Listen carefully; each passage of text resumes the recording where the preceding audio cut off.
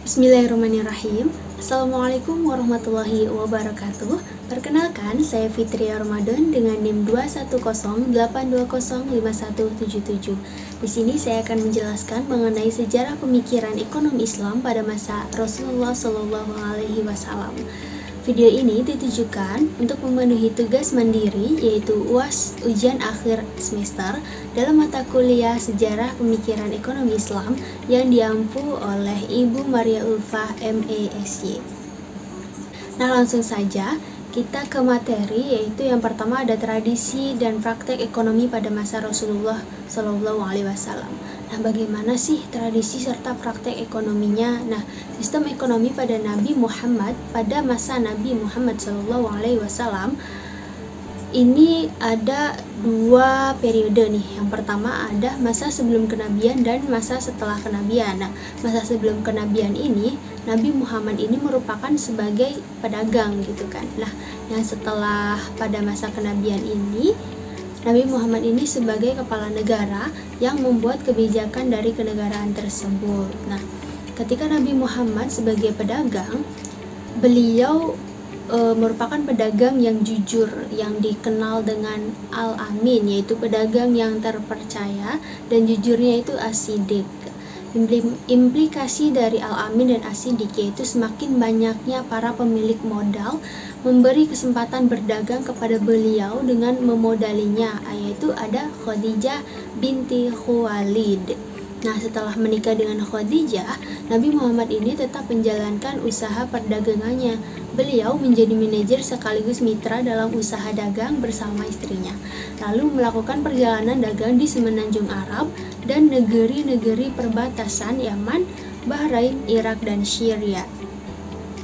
Lalu terlibat dalam urusan dagang besar di Festival Dagang Ukas dan Zulmajah selama musim haji. Nah, pada musim lain sibuk mengurus perdagangan grosir gitu di pasar-pasar kota Mekah. Lalu Nabi Muhammad juga melakukan hampir semua urusan dagang melalui agen-agennya dan hanya sedikit sekali bertindak sebagai agen untuk para pedagang lain.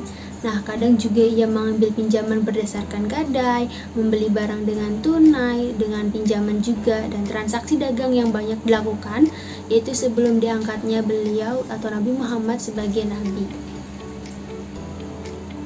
Lalu selanjutnya yaitu Nabi Muhammad ketika sebagai kepala negara. Nah, ini dilakukan ketika Nabi hijrah ke Madinah, yaitu penduduk Madinah ini kemudian mengangkatnya sebagai kepala negara dan juga sekaligus sebagai pemimpin negara.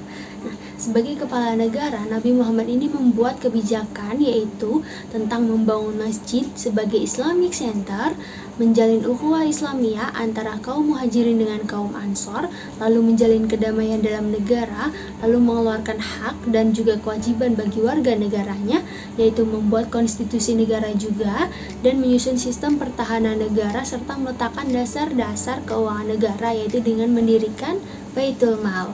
Nah, prinsip-prinsip kebijakan ekonomi pada masa Nabi Muhammad ini yaitu yang pertama adalah Allah Subhanahu wa Ta'ala adalah penguasa tertinggi sekaligus pemilik absolut seluruh alam semesta. Lalu yang kedua, ada manusia ini hanyalah sebagai khalifah Allah di muka bumi, bukan sebagai pemilik yang sebenarnya. Lalu yang ketiga, semua yang dimiliki dan juga didapatkan oleh manusia ini adalah merupakan seizin dari Allah Subhanahu wa Ta'ala. Nah, karena itu manusia yang kurang beruntung mempunyai hak atas bagian kekayaan yang dimiliki manusia yang lain yang lebih beruntung. Lalu ada keempatnya itu ada kekayaan harus berputar dan tidak boleh ditimbun. Lalu selanjutnya ada eksploitasi dari ekonomi dalam segala bentuknya, termasuk riba yang harus dihilangkan. Nah, selanjutnya ada menerapkan sistem warisan sebagai media redistribusi kekayaan, dan juga terakhir ada menetapkan kewajiban bagi seluruh individu, termasuk orang-orang yang miskin. Lalu ada tradisi dan juga praktek ekonomi pada masa Nabi Muhammad SAW, yaitu ada Baitul Mal. Nah, ini sebagai bendahara negara gitu, karena yang mengatur pemasukan dan juga pengeluaran dari negara. Lalu ada kebijakan fiskal juga. Nah, pemasukan negara ini pada masa Nabi Muhammad itu dari mana saja sih? Nah, Pertama itu ada dari kharaj. Kharaj ini merupakan pajak terhadap tanah. Nah, ditentukan berdasarkan tingkat produktivitasnya, yaitu jenis tanaman dan juga jenis irigasi. Yang kedua ada dari zakat. Nah, dari zakat ini bisa dalam bentuk uang tunai, hasil dari percetakan maupun hasil peternakan dan juga hasil dari pertanian. Lalu yang ketiga ada dari khums. Nah, pajak ini merupakan pajak proporsional yang sebesar 20%, yaitu Syiah semua pendapatan, Sunni hasil rampasan perang kecuali Imam Abu Ubaid yaitu barang temuan dan juga barang tambang. Selanjutnya ada dari jizyah. Nah, jizyah ini merupakan pajak bagi orang non-muslim sebagai ganti layanan sosial ekonomi, perlindungan keamanan dari negara Islam. Lalu selanjutnya ada penerimaan lain, yaitu bisa dari kafarat dan juga harta waris dari orang yang tidak memiliki ahli waris. Selanjutnya ada pengeluaran negaranya pada masa Nabi Muhammad, yaitu untuk apa aja gitu. Karena yang pertama ada untuk penyebaran Islam. Yang kedua ada pertahanan dan juga keamanan untuk pembangunan infrastruktur. Yang keempat pengembangan ilmu pengetahuan dan juga kebudayaan. Lalu yang terakhir sebagai penyedia fasilitas atau layanan kesejahteraan sosial pada masa itu.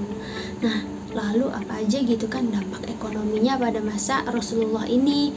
Nah, yang pertama itu dampak dari penyebaran Islamnya, yaitu ada kenaikan aggregate demand and supply gitu kan. Selain itu juga ini meningkatkan pendapatan Baitul Mal, itu pendapatan masyarakat juga menjadi meningkat. Selanjutnya adalah pendapatan meningkat, yaitu meningkatnya MPC atau marginal propensity to consume. Lalu MPS, marginal propensity to save, juga meningkat juga gitu kan. Terus meningkatnya tingkat investasi juga, investasi dalam jangka panjang. Lalu pendapatan nasional meningkat secara nasional.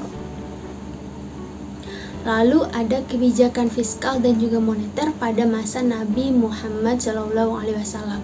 Nah, kebijakan fiskalnya apa aja sih gitu kan? Yang pertama ada peningkatan pendapatan nasional dan tingkat partisipasi kerja melalui mujaroah, musaqat dan juga mudharabah. Lalu yang kedua ada kebijakan pajak yang dari kharaj, khams sama zakat.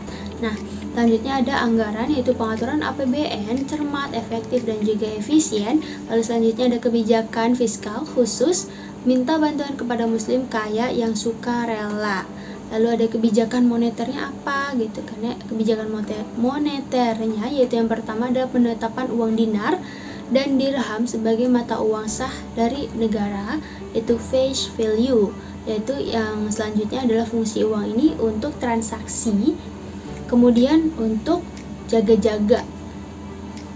Nah, mungkin itu saja yang dapat saya sampaikan mengenai sejarah dan pemikiran ekonomi Islam pada masa Rasulullah SAW. Semoga dapat bermanfaat. Kurang dan lebihnya mohon maaf. Wassalamualaikum warahmatullahi wabarakatuh.